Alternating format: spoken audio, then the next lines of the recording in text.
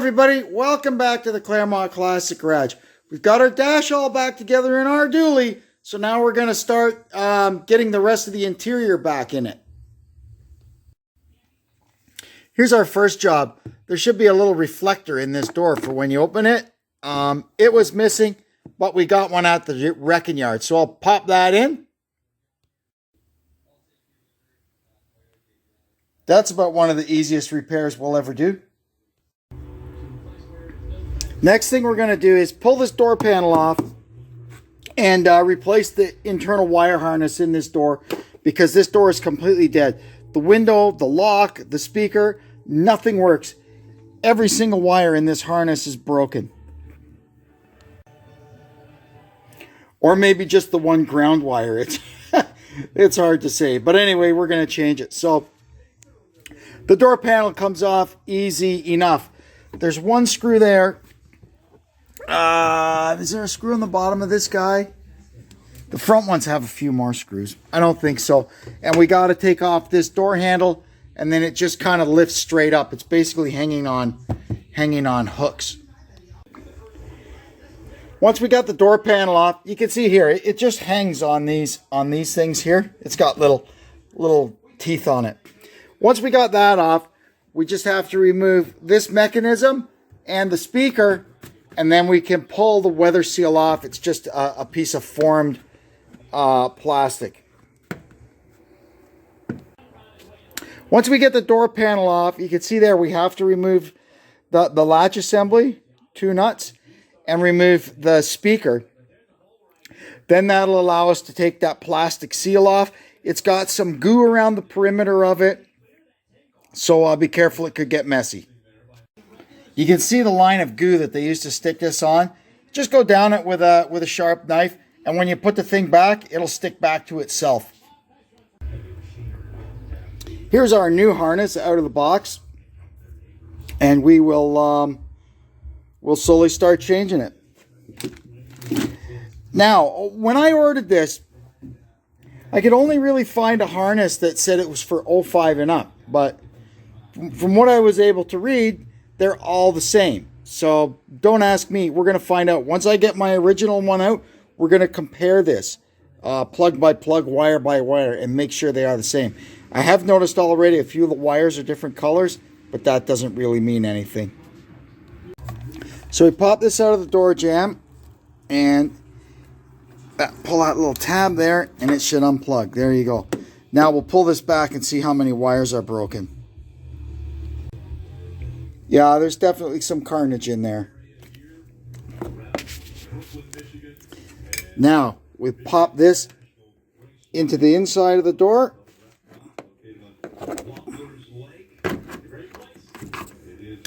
There we go.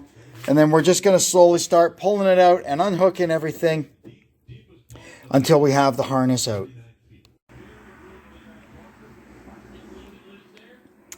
Yep, seems like it should work. So we'll go ahead and put it in and see what happens. Now that we've got all this stuff put in, we'll plug it back into the truck and see what happens. Well, it made the dome light come on. Let me see if the lock works. Let's see here. Can we see the door lock button there? There we can. Let's see. This should go down. Yep. Comes back up. Good. The door lock works. So now we'll put it all back together. We won't be able to tell if the window and everything works until it's all back together. All right. Now let's see if the speaker works.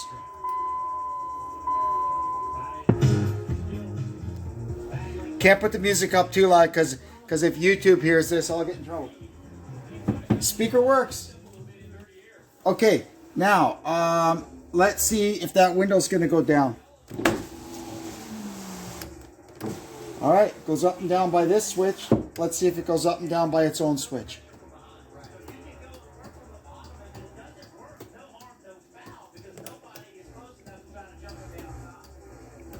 No, okay, so that probably tells us that the master switch here is no good. Let me go try the other windows. Deb, can you operate that lockout switch, please? Yeah, okay. So what we found out now is that master switch is no good. It's a pretty common problem. So here's our new switch.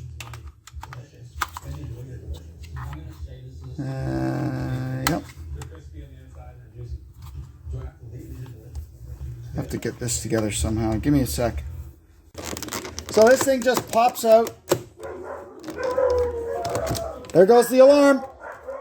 Well, once we got that popped out, you just unplug it. Now, for whatever reason, the new switch, they give us the two parts of it, but they don't give us the screws. So, we will have to swipe the screws from this one. Alright, I've got our new switch plugged in. I haven't popped it into the hole yet. It's just sitting there. Let's see now what happens. Hey, look at that. Okay, we'll make sure the other three go up and down, or the other two. Yeah. So that was the problem, was the lockout switch on that. That one wouldn't go down because it was already down. So the lockout portion of that switch was the problem. There is a way you can actually take this apart and solder the terminals inside it so that it's permanently on, but you can no longer lock it out. But anyway, it's fixed, so we'll pop that back in, and that's all that stuff done. Here's our next little thing done. If you recall, the little plastic dome that kept this seatbelt latch or buckle sitting there was broken, and this thing had fallen all the way down to the bottom, and it was a hassle to retrieve it every time.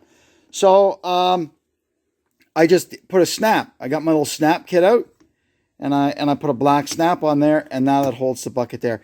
I do have a new complete seatbelt en route because this one's all gone hard. It's old. It's beyond its best before date.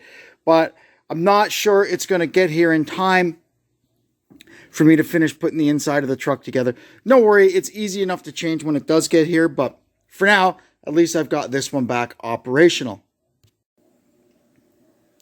I got the inside of it cleaned up pretty nicely now. So now we're going to go ahead and start putting everything back in. We'll start with the front, the seat bases and the beer box. Then we'll get all the seats fixed up and get them put back in one by one.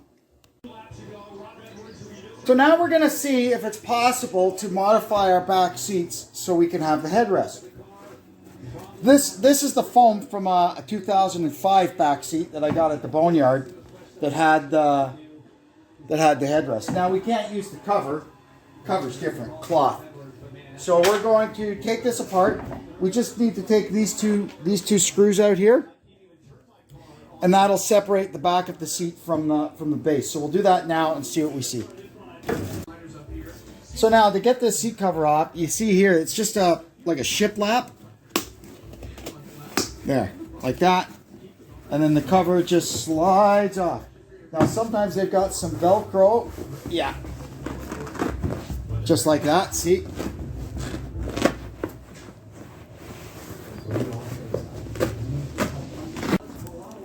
Well, we got the cover off, and we can see here they are slightly different, but these two strips of Velcro are on the same 12-inch centers that these ones are, so it should be close enough. We're going to slide it on over and try and see if it fits. Is all we can do. You can see the difference in the two foams. This one's got the holders for the headrest, and this one doesn't. And on this one, this bar, the top bar, goes straight across, whereas this one, it's contoured to accept these. So we're going to pull our cover onto this and see what it looks like. While it goes on, now we know it fits. So now it's time to grow a pair and cut two holes in the top of it for the headrest. We cut the top off the old seat cover, and I'm just going to stretch that over this one. And that'll tell us where to put our, you can see there, that'll tell us where to put our marks for the headrest holes. And you can feel there's the, it's got to go over a bit. Whoop. You just line it up with your thumb there. You can feel that there's the tube and there's the hole, and there's the tube and there's the hole. So we just go like this.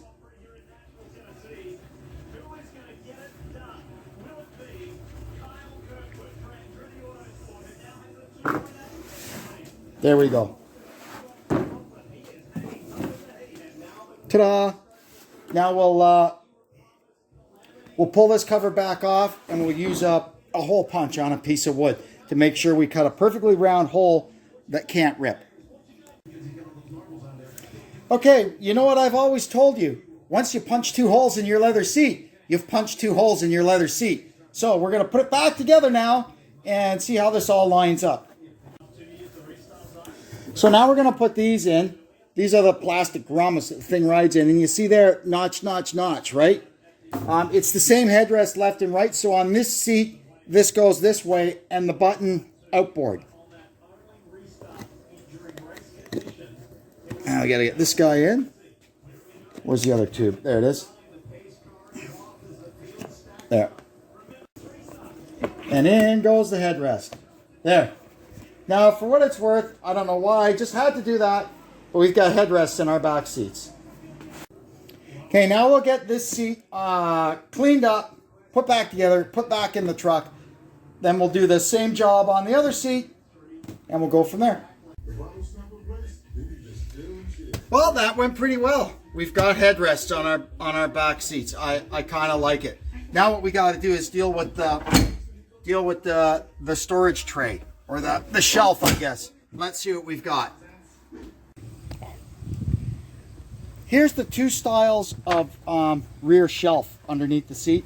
This is the original one, the corrugated metal one that this truck came with.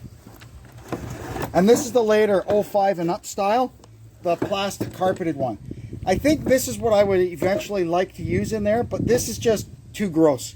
We're going to find a better pair. But yeah, so for now we're going to put these ones in. All right, well here's you can see how these things work. It's got a little knob on the end here, and you grab it by the knob and it flips out and it goes down like that. Or you could flip them up and you've got these very nice bins under there you can put stuff in. Now we're going to deal with the front seats. The right side, passenger side seat, it doesn't really need anything except a good cleaning, and we'll put it back in. And the left seat is the one we have to fix the cushion. I'm really liking how this is starting to come together. It's really, really nice. Here's our left seat. We got it inside on the bench. We're going to pull it apart and see how bad it is. So to get this thing apart, we're going to recline it back all the way. And we have to take, just with a Phillips screwdriver, we got to pull off this handle and this bezel. So you'll see in here the seat cover is just held on by these little clips that clip over the seat frame. So you just work your way around. That one's on there really good. Cooper's helping. Cooper's helping. This guy here on the front, it's stuck on there. Hang on. Now we pull the cover off.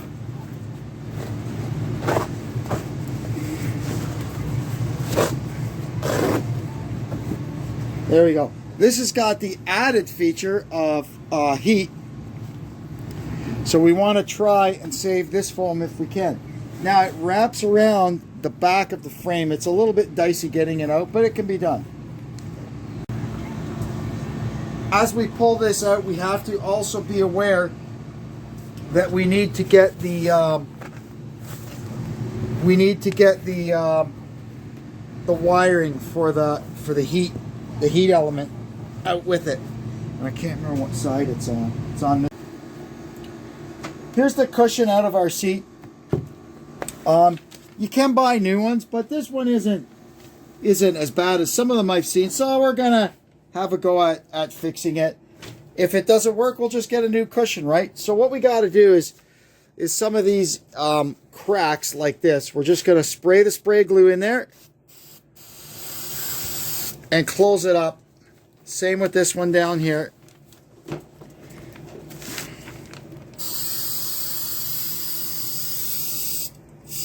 That's the first step. And you let this stuff set up a little bit and then close it. Once that glue tacks up, we stick it together, and it's contact glue, so it worked. This here, I'm going to try and shoot a little bit down in there, but I don't think it'll really accomplish much.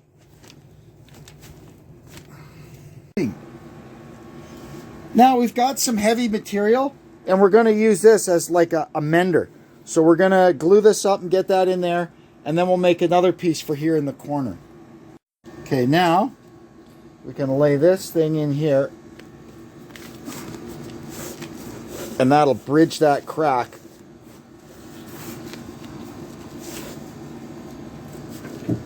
And help hold that together.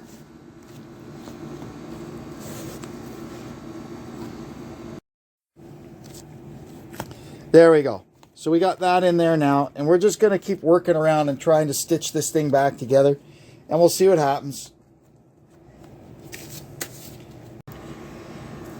On this side, this is the kind of the door side, and there was a real soft spot here in the side bolster. So what I did was I V'd it out, and I just cut a piece of good foam off our old cushion from our old back seat, and we're going to glue this over top of it there to kind of hold that all together. We've got this patched up pretty well now, so what I'm going to do now is I got some Gorilla Tape, and see these sharp edges here on this seat frame. Some that do this job think that that's got something to do with the foam falling apart. So the popular solution is just put some Gorilla Tape like that over that seam to protect the foam a little bit. So we'll do that on both sides. All right, now we can try and get this thing back in here. And you've got the back of it here that's got to get fished down through there. You just have to be patient and go slowly, and you'll get it in. And don't forget to plug the heater back in. The foam is back in. This is still a little sketchy, so we'll see what we do with that. We're going to kind of maybe test fit the cover and see how it fits and go from there. We pulled the cover down over, and it was still a little kind of dead over here. This foam is still a little compromised. It will need to be replaced at some point, but for now it's what we got to work with. But we just stuck a piece of this foam in here, and we'll pull it back over now and see what it looks like. That's way better than it was. It's still got a little bit of a bulge in the side here, but I can't complain. Well, our seat looks a lot better now. This isn't all flattened out like it was before. When you've got stuff like this, it's human nature. You're getting in and out, you kind of drag yourself over the bolster. You got this thing here and this thing here, and you need to use them to kind of get yourself over that so you don't trash it. Anyway, whatever, we've got it fixed up. Next thing we've got to deal with is some mats for the floor. It had a set of Husky liners in it, front and rear, that have been in it probably since new. The back one is okay. We're going to put that back in, but the front ones are shot. So we're going to see what we could find for some front mats for this thing. There's the rear ones in. Now I'm going to go grab the mats out of one of my 4th gens and see if they fit this thing, because it looks, pretty similar, but we'll find out. I grabbed a set of 4th gen mats. The shape around the seat here is a little bit different, and this side doesn't even have a little hold down thingy, and the hold down thingy on the driver's side is in a different place. But worst case scenario, you could get away with them for a spell. And here's the left one sitting in there. Not bad. Like I said, if you had nothing else, they'd do the job. I cleaned up the old Husky liners and put them back in because, well, frankly, that's all I've got right now. The problem with this one is it's worn through right there under the clutch pedal, and it'll leak and make a mess of the carpet underneath. You know, we don't want that. But for now, it's all we've got, and I'm not planning on driving in the snow and slush anytime soon. Well, there we go. A nice marketplace score. I got a pair of the correct Mopar slush mats, they call them, or mud and snow mats for the 3rd gen truck. So we just threw those in there, and now we are all set. Well, that'll do it for this one. Our interior is back in, and it looks really, really nice. The only couple of things we've got left to do is we got to replace the dash once the airbag recall is done. And I'm still waiting for the left side front seatbelt retractor assembly thingy to come in the mail. But that's easy to change. We can do that quickly. I don't have to take the whole interior back out. So when we get the part, we can do the job. Anyway, I'd like to thank you for tuning in. I hope you'll come back and see us again. And until then, this is Kevin saying so long from the Claremont Classic Garage.